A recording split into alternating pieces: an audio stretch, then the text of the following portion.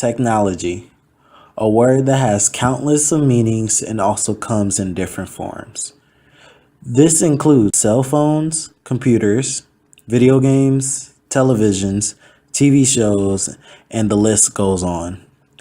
As we go on in the world, these different types of technology can start to become part of our daily routine where that can show symptoms of an addiction. In this video, I will show how technology is slowly taking over human life by how it has changed our thought process, the way we learn, and how it has changed the way that we interact with one another. Human thoughts are that simply human thoughts. It shows that our brains are processing and have some way to respond to the stimulus of the outside environment. Whether this is part of the five senses, or what we want to say out loud, or your reaction to critical situations. But with the help of technology and social media networks, it seems that we are being rewired differently.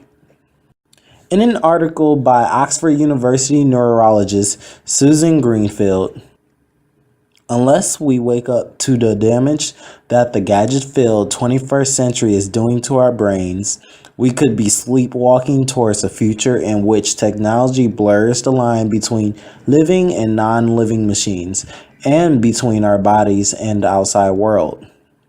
She also added, the brain, in other words, is malleable. Not just in early childhood, but right up to early adulthood and in circumstances beyond. The surrounding environment has a huge impact both on the way our brains develop and how the brain is transformed into a unique human mind.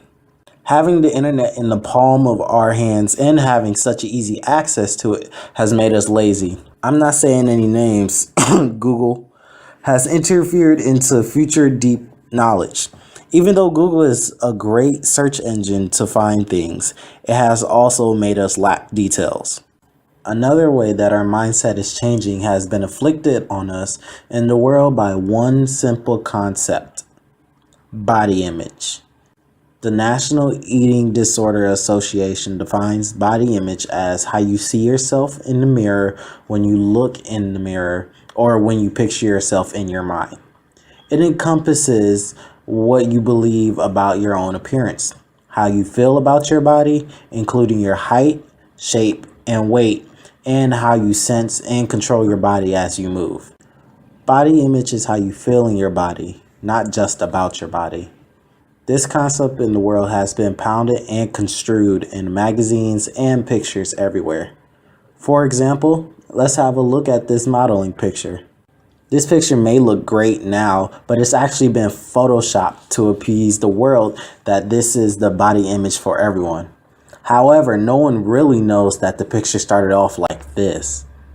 It's shocking to see how much effort people put in to make something reach a state of perfection.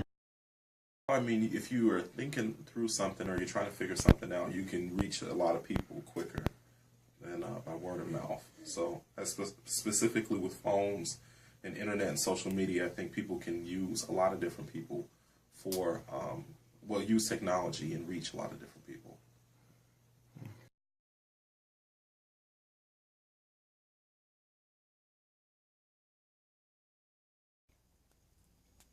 I think in some ways it's keeping up with how people learn. In some ways it's prompting people to learn in a different fashion. But people have to be discerning about what they learn. For example, not everything you read on the internet is credible. And not everything is accurate. And sometimes you have to look at the source.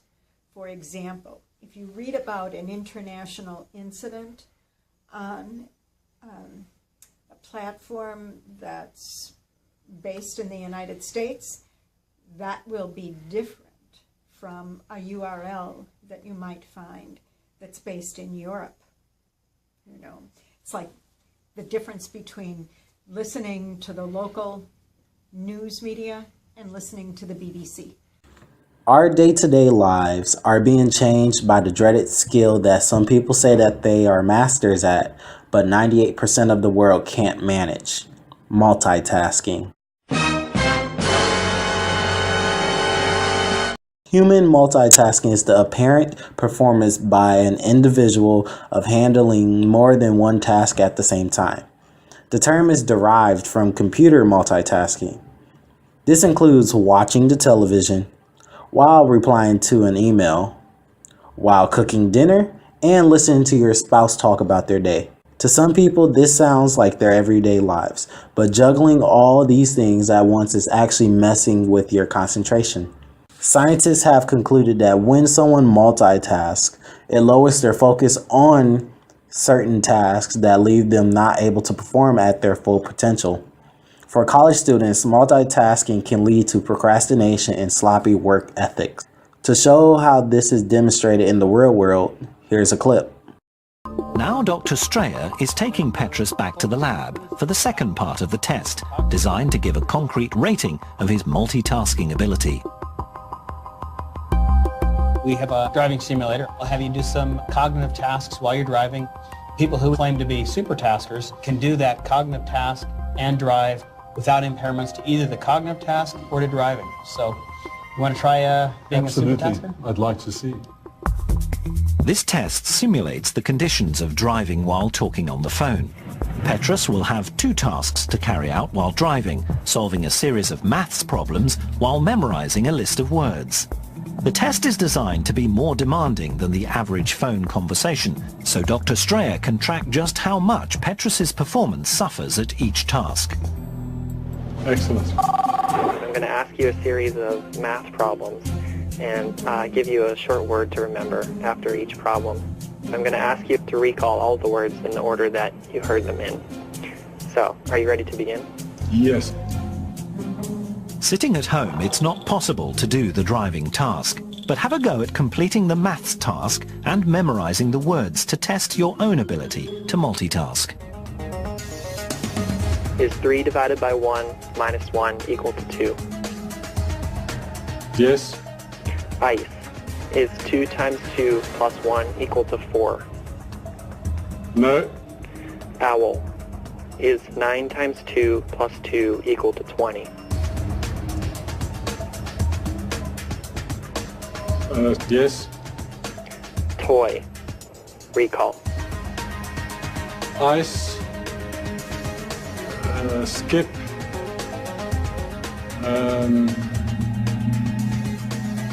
No. The last one was toy. Okay. Petrus is unable to recall all of the simple words. The word he was looking for is owl. You may have forgotten the word too, but this is an extremely difficult test, and you're not driving while doing it. Just like the rest of With the test complete, Dr. Strayer is ready to give Petrus the answer as to how he ranks as a multitasker. The good news is you're just like 98% of the rest of the people. You're like for driving performance, you got worse when you started to multitask, and the conversation task got worse when you're multitasking as well. I think I'll put the cell phone a bit further away. Thank you. Excellent. Thanks a lot. It's been the most fun day. Okay, good. Still a person who gets the New York Times on the weekend. I like the feel of that newspaper in my hand. I get the Chronicle of Higher Education electronically, but I still like reading it because reading it gives me time to absorb things. But that's probably just me because that's the way I learned. You know, I think progress is usually good. It can be turned or put to a bad purpose. I mean, look at Facebook, look at Instagrams. Look at the damage that people do, by bullying when they have access to the internet, that sometimes people would not do face-to-face. Because when you don't have to look at that person and interact with that person and realize the impact that your words and what you do has on that person, It's easier to think you can do things and walk away. That's why the education here is important, because we don't really have the ability to walk away from what we do or say, whether we're doing it electronically or physically in person. Yes. So I have to put a plug in for this university and the education we offer as well.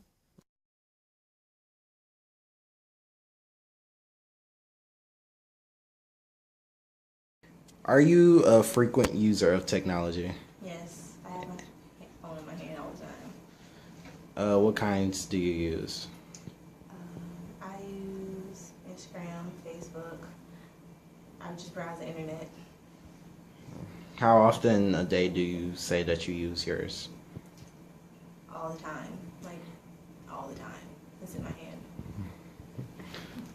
I use my computer. I use my cell phones and laptop. I also use media devices. Yeah. So I use. As said by Gabrielle and others, they are constantly using social media and practically lives with their phones in their hand. Technology has changed the way we interact with one another. Some of the things that we can blame on technology is the fact that people are now ending relationships over a text message. I'm breaking up with you. Sorry. Frowny face. That's something that no one really wants to get at 3 o'clock in the morning. Where does it go from here? Who knows? We can only hope for the best.